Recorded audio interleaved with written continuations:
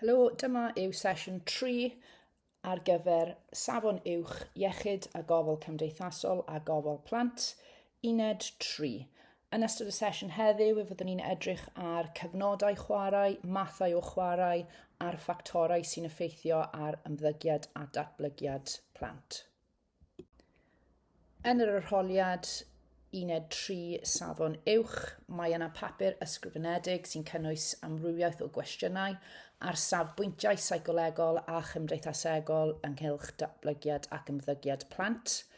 Mae'r papur yn cael ei gyflwyno fel adran A, sef 40 marc, ac yna adran B, sef 60 marc, a mae cwestiynau adran A yn ymwneud â deunydd sy'n cael ei ryddhau ymlaen llaw fel arfer ar y cyntaf o Fawrth yn flynyddol.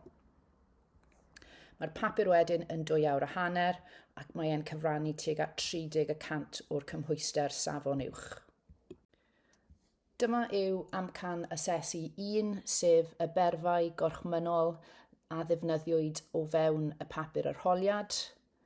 Ar y sleid nesaf wedyn mae ganddyn ni amcan asesu 2, felly esboniwch, eglurwch, defnyddiwch, ac wedyn yn olaf mae amcan asesu 3, sef trafodwch, gwerthuswch, archwiliwch. Yn amlwg mae AA3 yn cyfrannu tuag at cwestiynau arholiad gwerth uwch.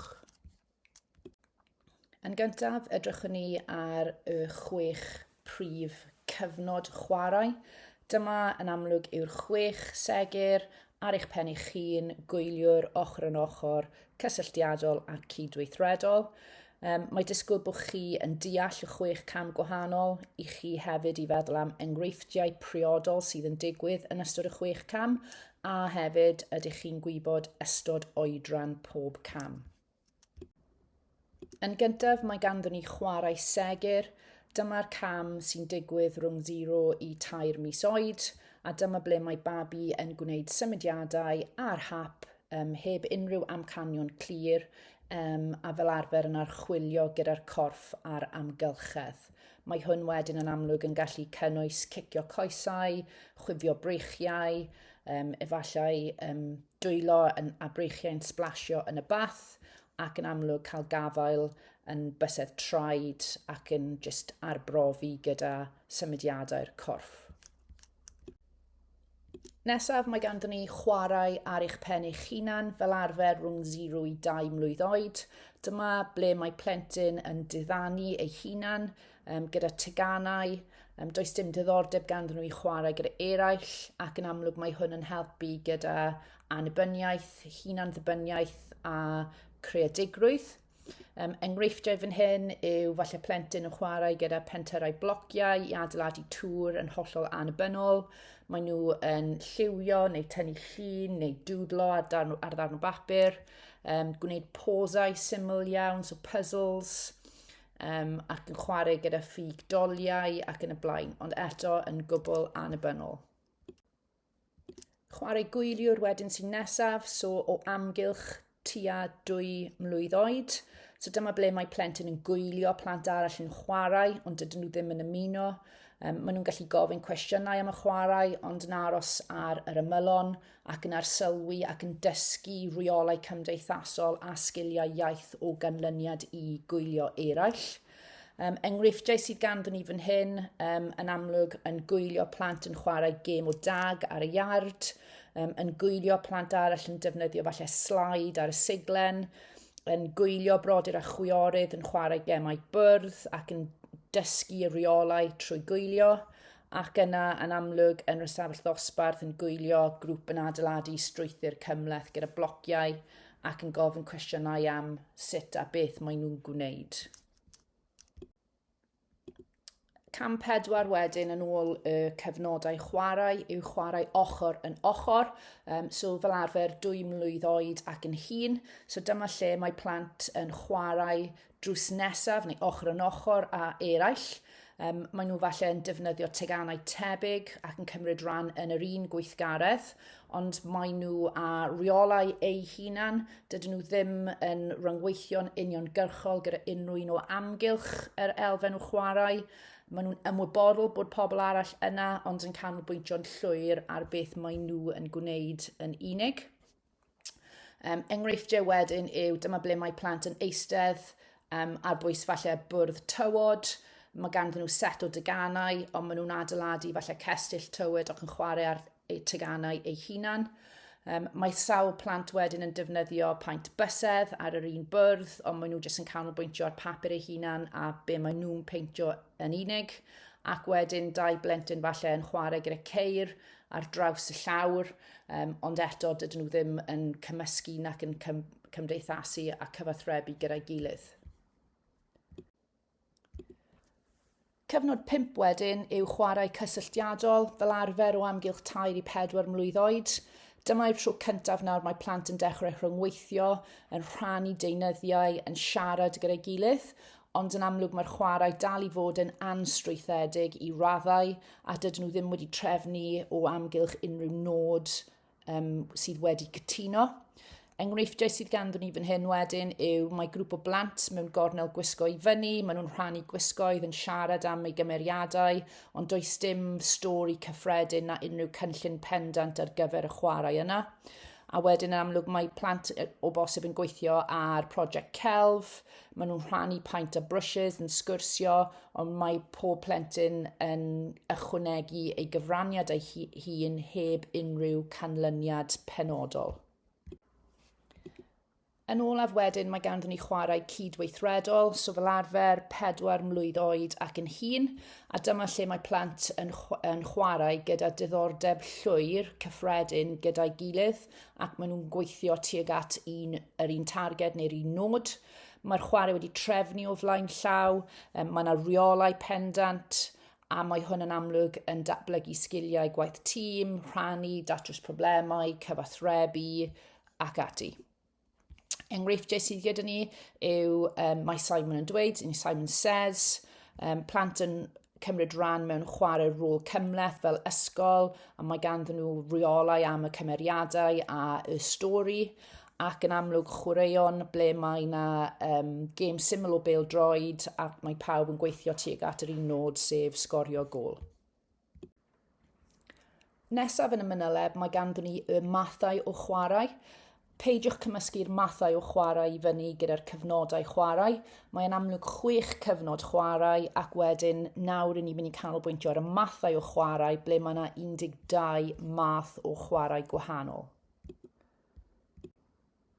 Yn gyntaf mae chwarae creadigol, sef unrhyw fath o chwarae sy'n caniatáu blant i fynegu eu hunan. Mae'n defnyddio meddwl creadigol, ymarfer y dychymyg a does dim nod na rheolau penodol. Mae enghreifftiau'n gallu cynnwys peintio, cerddoriaeth, dawns, adrodd straeon, ac yn amlwg mae hwn yn meithrin meddwl a datrys problemau wrth i blant archwilio syniadau newydd mewn ffordd eu hunan heb unrhyw ffordd cywir o gwneud unrhyw beth. Mae e hefyd yn defnyddio falle deunyddiau fel sisiwn, brwsys paint, blociau adeiladu mwyn helpu ddatblygu sgiliau manwl a chydlyniad llaw llygaid.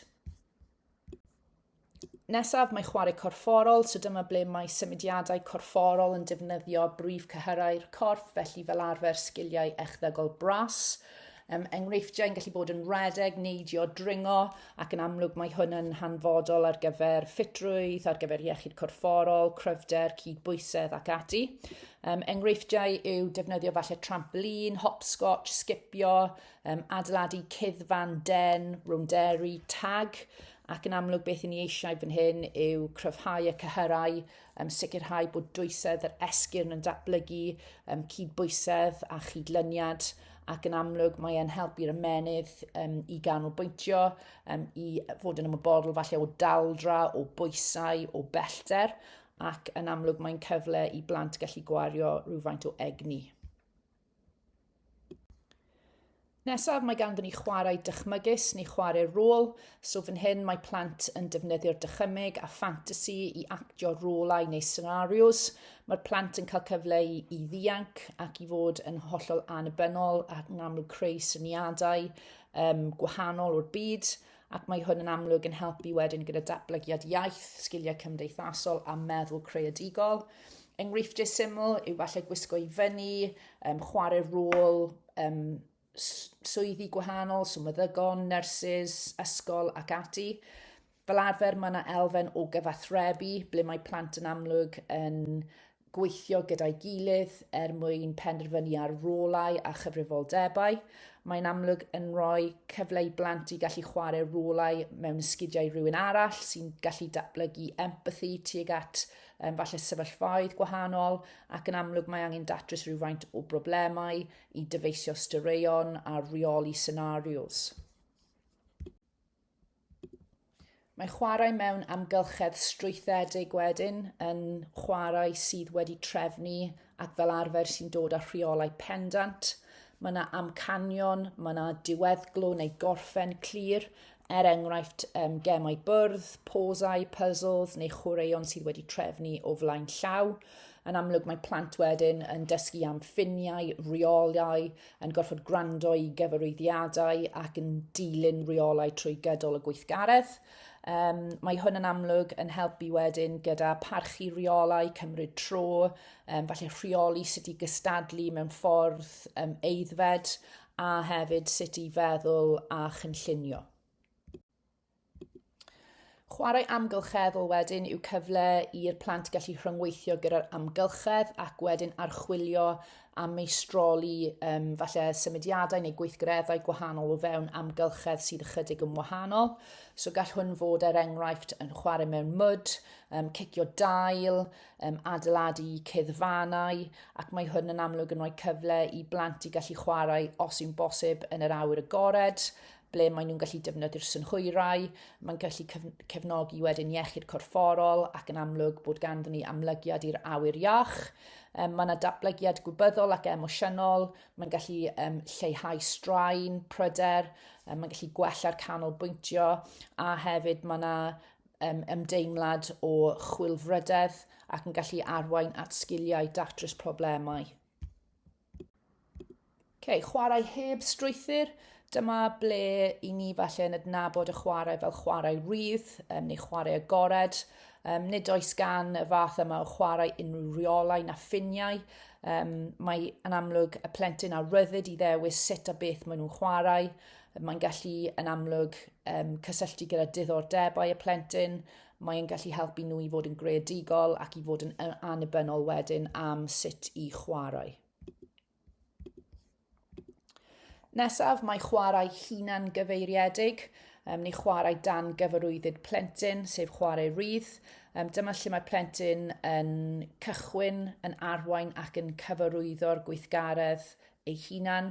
Mae nhw sy'n llunio rheolau hunan ac yn penderfynu ar y hyd o'r chwarae, a mae rôl yr oedolyn yn yr achos yma yw i falle darparu amser, lle ac adnoddau mwyn sicrhau diogelwch. Yna mae chwarae dan gyfarwyddyd plentyn gyda chefnogaeth oedolyn.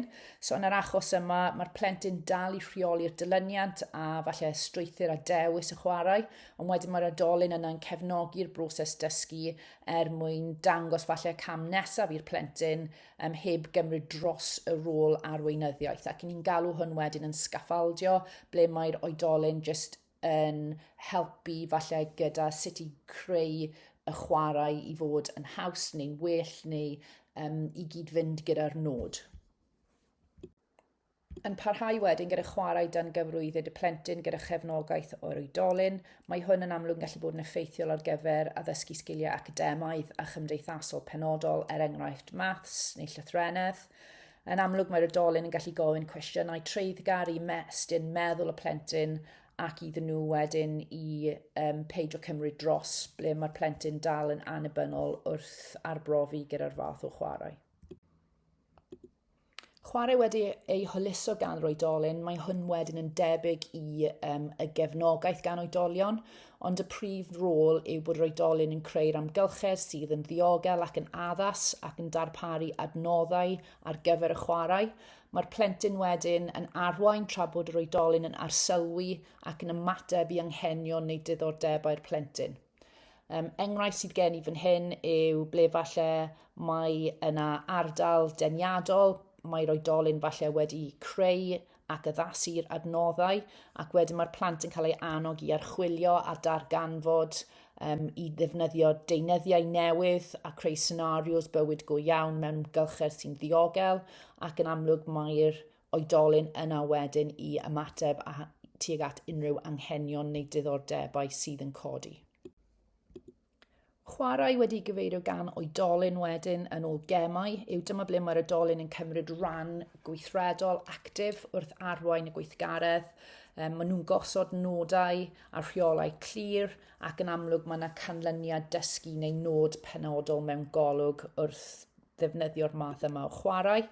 Mae hwn wedyn yn gallu fod yn ardderchog wrth cyflwyno sgil newydd. Mae'n dysgu plant i ddilyn cyfarwyddiadau, yn dibynnu ar y weithgaredd, efallai bod cyfle i wella sgiliau echdygol manwl, ac yn amlwg mae yna grŵp strwythedig o bobl yn helpu plant i ddysgu rheolau ffurfiol, ble mae gwaith tîm a chyfathrebu'n allweddol mwyn gallu cydymffurfio gyda y nod neu'r gêm. Yn olaf wedyn, mae ganddyn ni chwarae wedi ei rheoli gan oedolyn, ble mae yna cyfarwyddiadau uniongyrchol, felly direct. Mae hwn yn amlwg yn ffordd strwythedig iawn o chwarae. Mae'r oedolyn yn dewis y gweithgaredd, yn arwain y gweithgaredd ac yn darparu cyfarwyddiadau parhaus o continuous. Ac yn amlwg mae hwn wedyn ddim yn rhoi llawer o hyblygrwydd i blentyn i gyfrannu. Maen nhw ond yn cydymffurfio gyda yr hyn sydd yn bodoli o fewn rheolau. Dyma ni cwestiwn arholiad am y fathau o chwarae. Felly, os edrychwn ni ar y cwestiwn, disgrifiwch sut mae chwarae mewn amgylchedd strwythuredig yn gallu helpu datblygiad cyfanol plentyn sy'n 2 i 7 mlwydd oed. Felly, o fewn y cwestiwn yna, mae yna 3 peth i ni ganolbwyntio ar. Yn gyntaf, mae ond disgwyl bod ni'n disgrifio yr amgylchedd strwythuredig. Ni wedyn yn gallu cyfrannu tuag at datblygiad cyfanol y plentyn, ac yn amlwg mae'r plentyn yma wedyn yn 2 i 7 mlwydd oed. Felly, yn gyntaf, mae yn rhoi cyfle i dysgu sgiliau newydd. Mae e'n cyfle iddyn nhw i weithio mewn amgylchedd sydd yn gyffrous wrth nhw i ddysgu. Mae yn amlwg reolau pendant oherwydd mae'n strwythuredig, ac yn amlwg mae diogelwch yn rhywbeth dylai fod yn ymddangos o fewn y fath o chwarae. Mae plentyn yn gallu dysgu ac ymarfer sgiliau pwysig iawn. Yn amlwg fan hyn mae cyfle gyda chi sôn am enghreifftiau o beth yw'r sgiliau pwysig yma. Felly os ni'n sôn am enghraifft gwaith cyfri gyda falle gosod peli mewn bwced, mae hwn yn amlwg yn sgil deallusol sydd yn bwysig. Mae e'n rhoi cyfle i blant i rheoli a cymhellu yn glir tuag at y nod penodol sydd ganddon ni mewn ystyriaeth wrth i ni chwarae mewn amgylchedd sy'n strwythedig. Mae yn cyfle i gallu targedu sgiliau penodol, felly os ni'n gweld bod angen falle canolbwyntio ar enghraifft datrys problemau, yna mae'r amgylchedd yn gallu fod yn strwythedig ar gyfer cwrdd â'r targed neu'r nod hynny. Mae'n gallu helpu targedu meysydd allweddol o fframwaith y cyfnod sylfaen. Enghraifft, gallwn ni fod yn canolbwyntio ar sgiliau llythrennedd, sgiliau gwaith tîm, ac ni'n gallu creu gweithgaredd strwythuredig mwyn bwrw'r nod yna.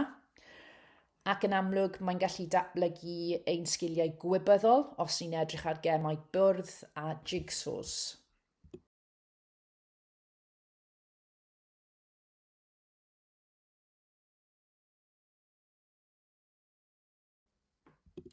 Mae e'n helpu i archwilio a darganfod trwy weithgareddau sydd wedi cynllunio ac felly yn ehangu ar y gwybodaeth sydd gan y plant.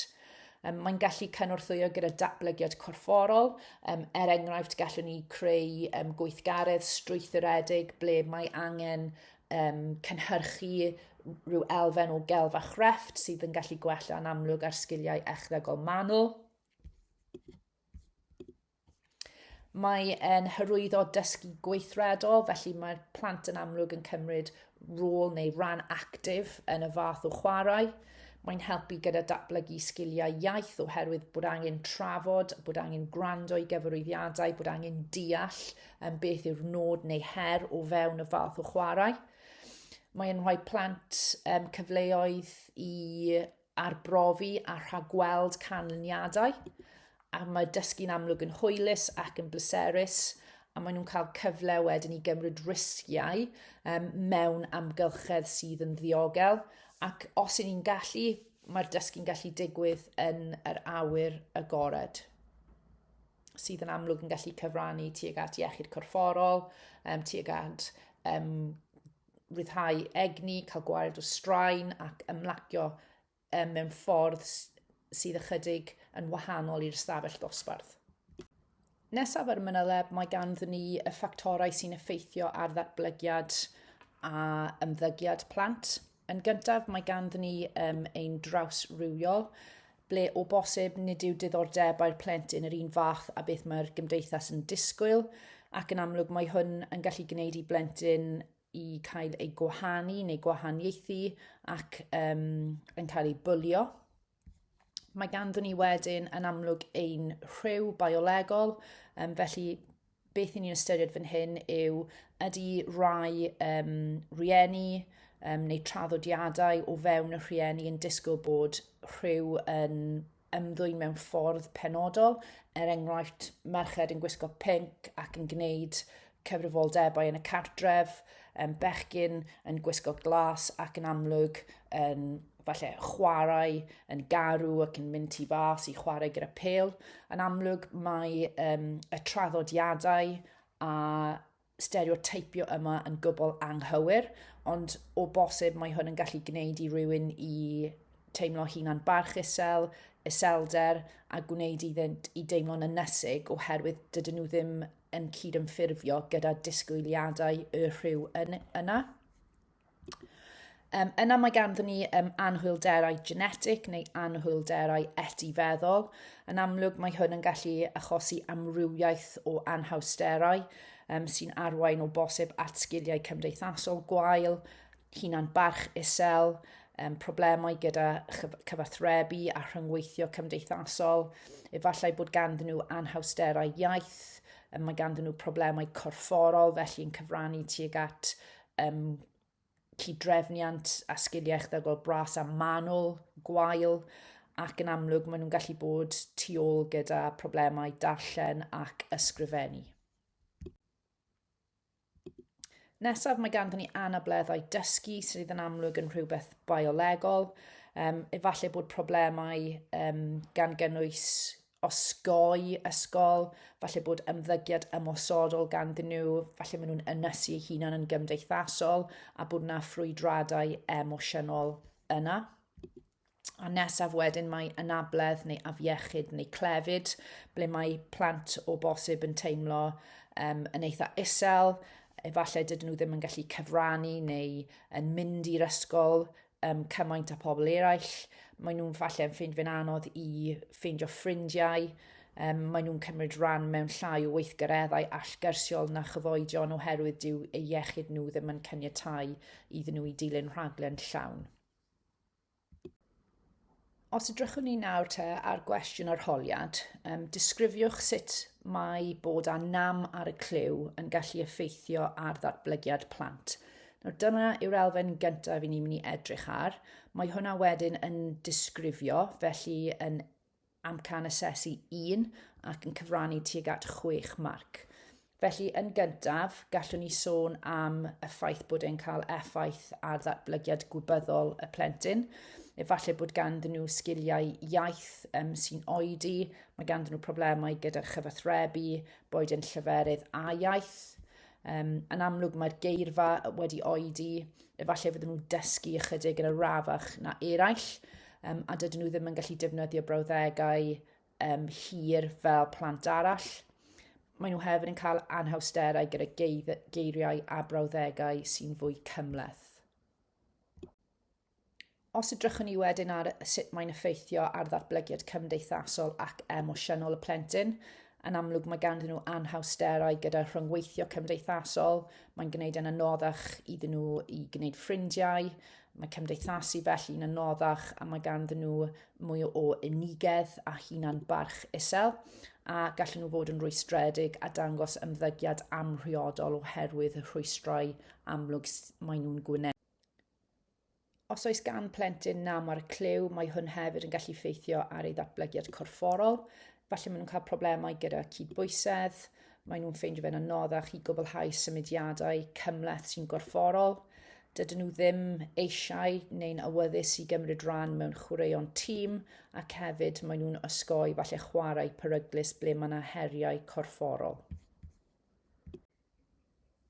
Os ydrychwn ni nawr ar ail rhan y cwestiwn, sef trafodwch sut y gellir cefnogi datblygiad iaith plant sydd ag anhawsterau cyfathrebu. Mae hwn wedyn yn amcan asesu 3 oherwydd y trafod neu'r trafodwch ac felly'n cyfrannu tuag at 8 marc.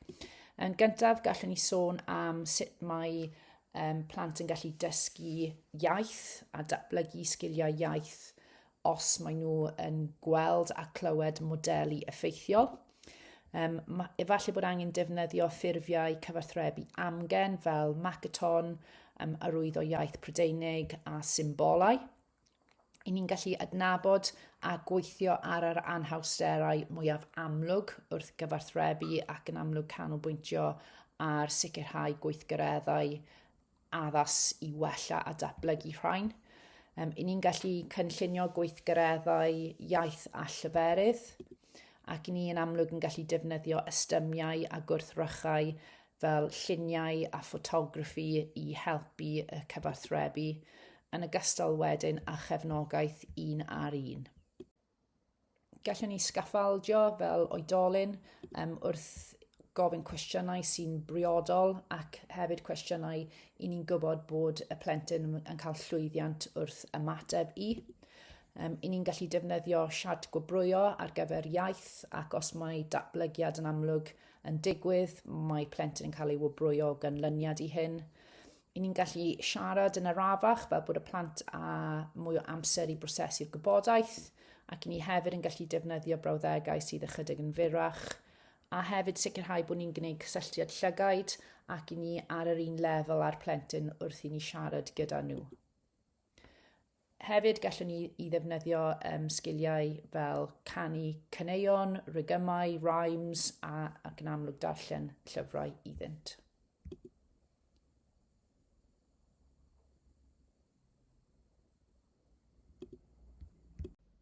Nawr ni'n mynd i edrych ar y ffactorau seicolegol sydd yn gallu effeithio ar ymddygiad a datblygiad plant. Nesaf, mae ganddyn ni profiadau newidiol, so adverse childhood experiences. Dyma'n amlwg ble nad yw plentyn a'i anghenion yn cael eu diwallu. O bosib, mae nhw yn dioddef o broblemau iechyd corfforol a feddyliol fel iselder a gorbryder, a maen nhw hefyd yn fwy tebygol o ail ymddangos neu ail ymweld gyda'r un fath o ymddygiad pan maen nhw yn oedolion eu hunan. Efallai hefyd mae'n effeithio arnyn nhw'n emosiynol ac dydyn nhw ddim yn gallu gwneud ffrindiau, ffurfio cyfeillgarwch gyda eraill. Mae profiadau bywyd yn cynnwys symud tŷ, genedigaeth brawd neu chwaer neu profedigaeth ac yn amlwg mae hwn yn gallu gwneud i berson i deimlo ofyn, efallai mae yna problemau iaith yn bodoli oherwydd y symud lleoliad neu bod yn ffoadur. Maen nhw'n gallu teimlo falle chydig yn unig ac ar goll. Maen nhw hefyd yn gallu teimlo dydyn nhw ddim yn cael digon o sylw ac yn amlwg yn cael problemau gyda ffurfio ffrindiau. Nesaf, mae ganddyn ni tristwch a iselder. So yn amlwg os yw plentyn yn teimlo'n drist ac yn dioddef o iselder, mae ganddynt hunan barch isel ac mae hwn yn gallu gwneud nhw i deimlo dydyn nhw ddim yn cael eu derbyn a bod neb yn poeni amdanyn nhw. Yn amlwg mae hunan barch negyddol gyda nhw a maen nhw'n gallu datblygu ansicrwydd, pryder ac iselder ac mae problemau cymdeithasol wedyn yn gallu deillio o hyn. Ac wedyn nesaf mae ganddyn ni'r trawsnewidiadau sef pontio fel symud ysgol, symud dosbarthiadau neu grwpiau ac yn amlwg mae hwn yn gallu bod yn her amlwg o fewn ysgolion a addysg. Mae hwn falle yn achosi rhywun i'n cael ei fwlio Mae'n effeithio ar ei dristwch a'r ofn sydd ganddyn nhw yn yr ysgol. Mae nhw yn ffeindio fe'n anodd i ffeindio ffrindiau ac yn amlwg mae hwn wedyn yn gallu effeithio ar dewisiadau ar gyfer gyrfa. Gall hwn fod yn rhywbeth cadarnhaol oherwydd mae'n rhoi trwydded neu llwybr clir oherwydd mae'r plentyn eisiau gwneud swydd penodol o'i brofiadau personol, neu yn amlwg mae'n gallu cyfyngu ar yr opsiynau yn y dyfodol oherwydd y problemau cymdeithasol a'r iselder sy'n gallu deillio o hyn. Nawr mae ganddyn ni'r ffactorau cymdeithasegol sy'n effeithio ar ymddygiad a datblygiad plant. Yn amlwg, mae ganddyn ni teulu, sef ein dulliau rhianta, perthnasoedd, os i ni wedi cael ei magu mewn teulu sydd wedi ysgaru, os o bosib i ni wedi mabwysiadu neu meithi. So dylai fod yr amgylchedd cartref yn un meithringar ble mae plant yn amlwg yn teimlo'n ddiogel a maen nhw'n cael eu gwerthfawrogi. Mae hwn yn gallu helpu gyda datblygiad emosiynol iach a hefyd yn amlwg maen nhw'n gallu bod yn gymdeithasol iawn. Ond yn amlwg, i'r gwrthwyneb, mae'r amgylchedd yma'n gallu fod falle yn anrhefnus neu'n anghefnogol sydd yn gallu achosi straen a ymddygiad negyddol ar iechyd meddwl. Yn amlwg, mae plant yn dysgu llawer o'r amgylchedd y gymdeithas a'r teulu.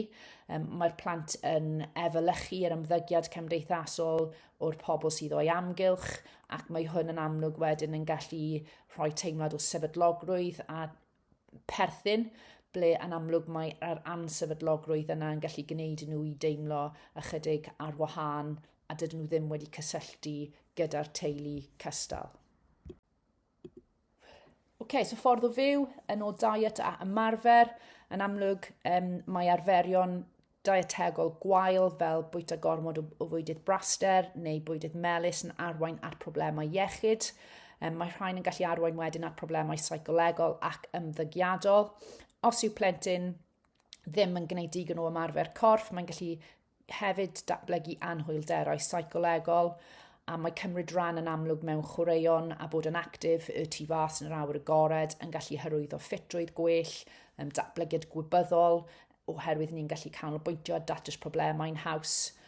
Yn amlwg mae rhai plant yn cael gormod o amser sgrin a mae hwn wedyn yn gysylltiedig gyda diffyg canolbwyntio, cwsg gwael yn ogystal â problemau seicolegol ac ymddygiadol.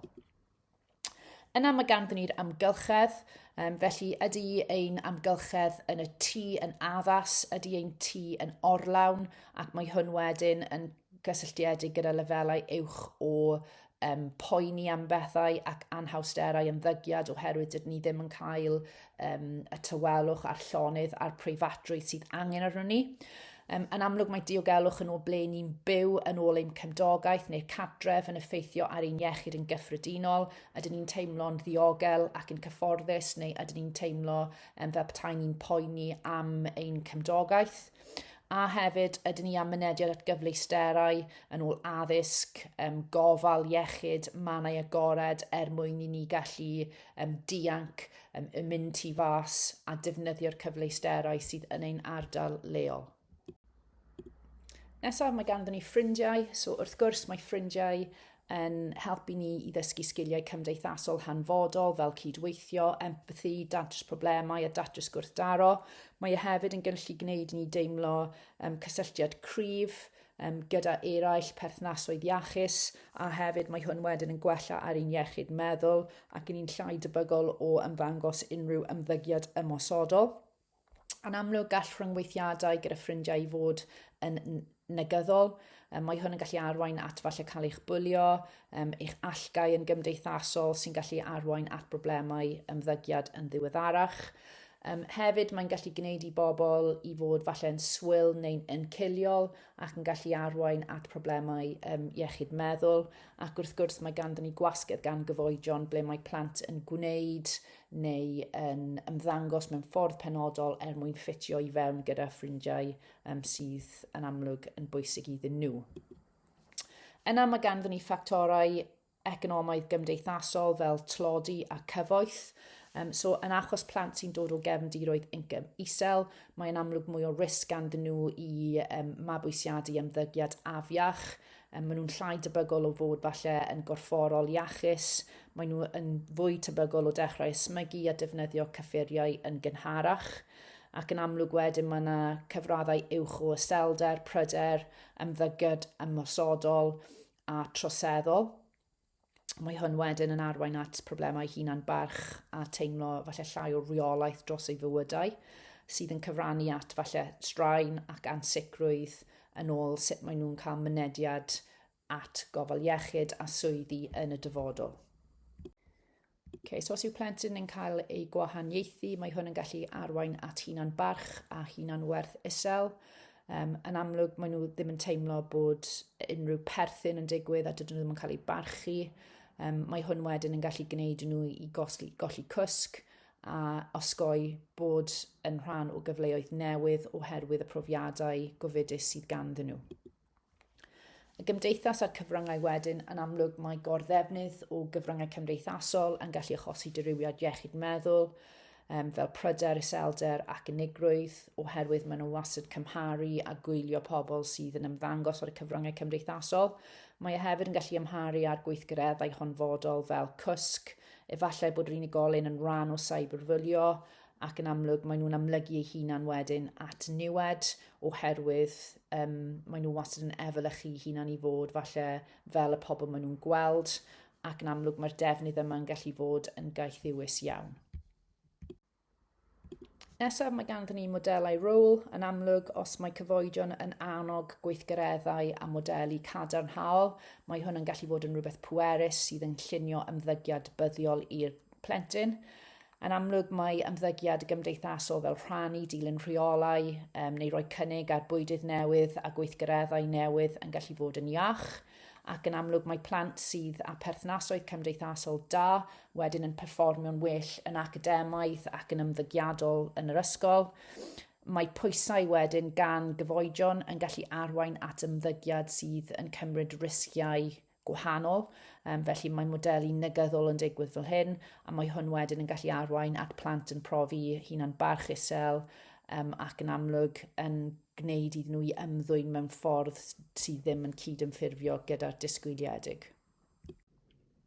Gan ystyried y ffactorau sy'n effeithio ar ymddygiad plant yn ôl biolegol, seicolegol a chymdeithasegol, mae nawr ganddyn ni astudiaeth achos sy'n seiliedig ar yr agwedd yma o'r manyleb. Darllenwch y sleid yma a'r sleid nesaf mwyn deall yr astudiaeth achos a wedyn edrychwn ni ar y cwestiwn arholiad. Dyma parhad i'r astudiaeth achos, a dyma yw'r cwestiwn arholiad. So, amlinellwch un ffactor fiolegol, un ffactor gymdeithasegol ac un ffactor seicolegol fyddai wedi dylanwadu negyddol ar ddatblygiad Dafydd. So, mae ganddyn ni 6 marc, so bys ni'n dweud 2 ar gyfer y ffactorau biolegol, 2 ar gyfer cymdeithasegol ac yna 2 ar gyfer y ffactorau seicolegol.